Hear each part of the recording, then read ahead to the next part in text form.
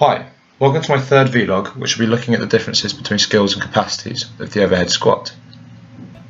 The ability to perform an overhead squat to the technical model is a vital component of successful Olympic lifting, especially within the snatch. As part of being a successful coach, we must be able to distinguish between an issue with skill or capacity preventing optimal performance. The technical model of the overhead squat starts with feet parallel, a fully extended hip and knee, and the bar held in a snatch grip with arms fully extended above head. The movement is initiated by flexion of the knee and hip, with the knees aligning over the toes. The torso should remain parallel with the tibia, or slightly more vertical. The femur should break parallel, and finally the bar should remain above the feet. So here is a side-by-side comparison of two athletes performing the overhead squat.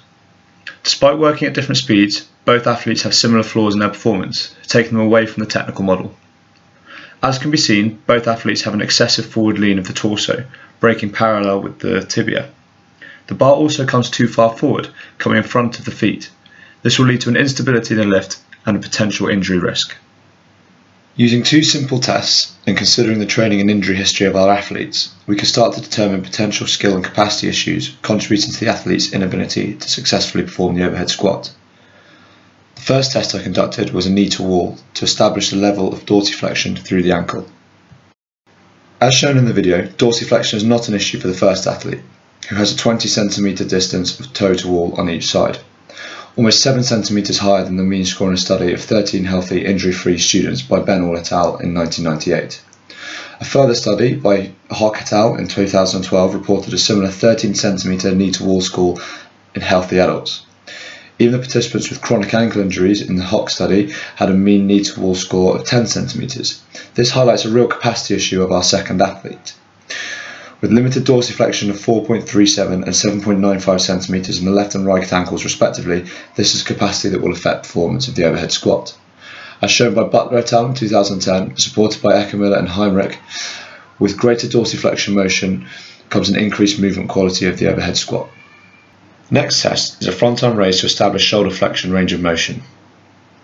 As can be seen, the athlete not limited by ankle mobility seems not to have a shoulder flexion issue, as he is able to achieve 174 degrees of movement, whereas the athlete with ankle capacities has to flare his ribcage to allow the same level of flexion, as well as having an 8-degree difference between left and right arms. This therefore could be a capacity limiting his overhead squat. Although not statistically significant, a study by Fry et al. In 2006 did show there is a difference in shoulder flexion in weightlifters.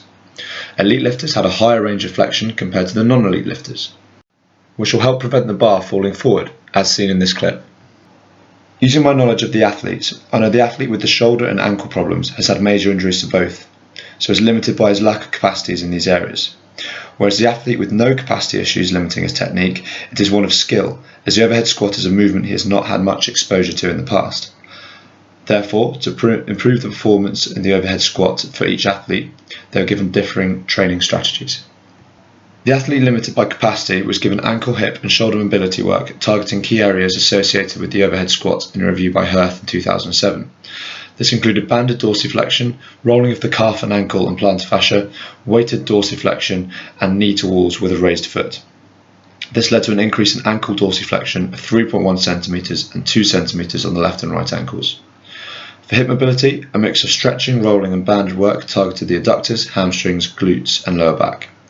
Finally, banded shoulder mobility work targeting the lats and chest, rolling around the chest and scapula, and shoulder flexions led to a similar shoulder flexion angle, but with less rib movement, as well as a reduction of 5 degrees in left and right difference.